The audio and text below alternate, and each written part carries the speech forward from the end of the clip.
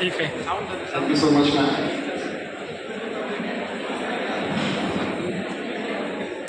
मैं उस देश का वासी हूँ जिसके होठों पे गंगा और हाथों में तिरंगा रहता है। वो देश जो कभी सत्यम शिवम सुंदरम, कभी वंदे मातरम, कभी पंजाब सिंध गुजरात मराठा द्रविड़ उत्कल बंगला है।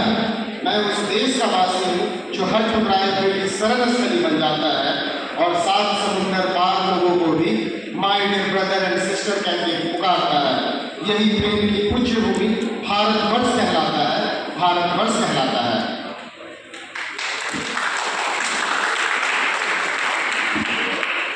नमस्कार, मैं अभिषेक सिंह यहाँ उपस्थित हम सबों के गार्जियन, अभिभावक आदरणीय केशव श्रीवास्तव सर, सचिव महोदय, principal ma'am, professor in charge ma'am, विद्वान शिक्षकगण एवं अतिथिगण एवं मेरे प्यारे मित्रों, आप सभी को सर्वप्रथम मेरे तरफ से स्वतंत्रता दिवस की हार्दिक बधाई एवं शुभकामनाएं। आज हम सब एक ऐसे दिन का स्मरण कर रहे हैं जिसने हमें एक स्वतंत्र और संप्रभु देश के रूप में स्थापित किया है। यह दिन हमारे उन स्वतंत्रता सेनानियों को का याद दिलाता है जिन्होंने अपने प्राणों की आहुति देकर इस देश को गुलामी की बेड़ियों से मुक्त करवाया। आज हम न केवल उन संवैधानिक मूल्यों का सम्मान करते हैं जो हमारे गणराज्य की नींव है। ब्रिटिश शासन के तहत भारत का दौर एक अंधकार में समय था।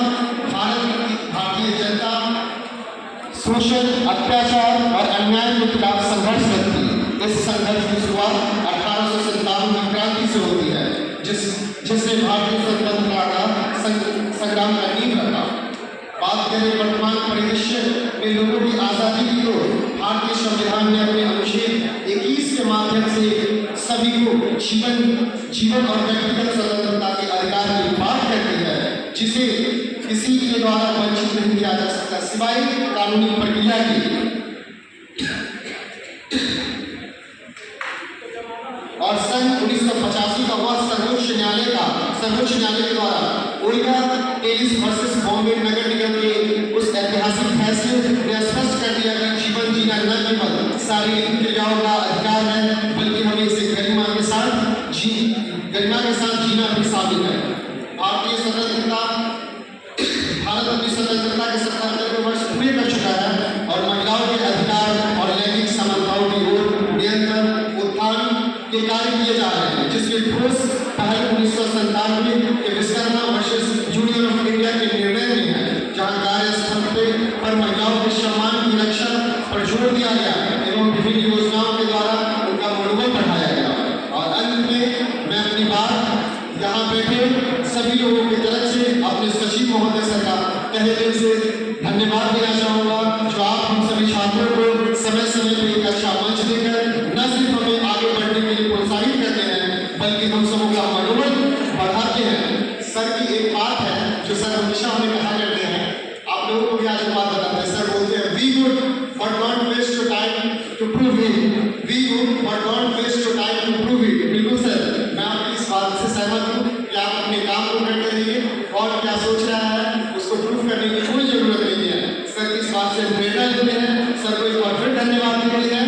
इसी के साथ सर के परिश्रम और निरंतर सर के अथक प्रयास से आज हमारा बिहार इंस्टीट्यूट ऑफ लॉ एक नई ऊंचाई पर पहुंच रहा है। जैसे कि सर के प्रयास से आज ये विद्यालय LLM के लिए मान्यता मिला, LLM के लिए अलग से बिल्डिंग बनी, पूरा ये बिहार इंस्टीट्यूट ऑफ लॉ प्रांगण की AC युक्त हो गया।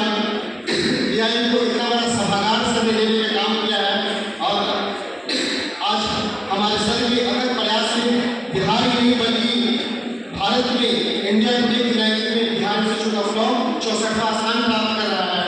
और इसी के साथ मैंने सर के लिए 4 फोटो लिखी है जो मैं आप सबको सुनाना चाहूँगा।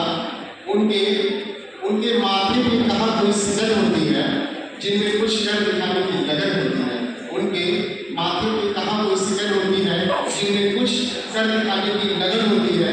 जिंदगी इतनी मशक्कत से गुजरी है कि अब मैं जो आराम से बैठी तो थकन होती है। इसी के साथ एक बार फिर आपको शुभकामनाएं।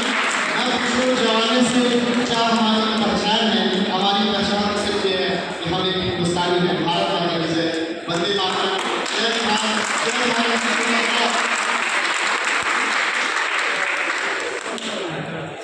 सकते हो।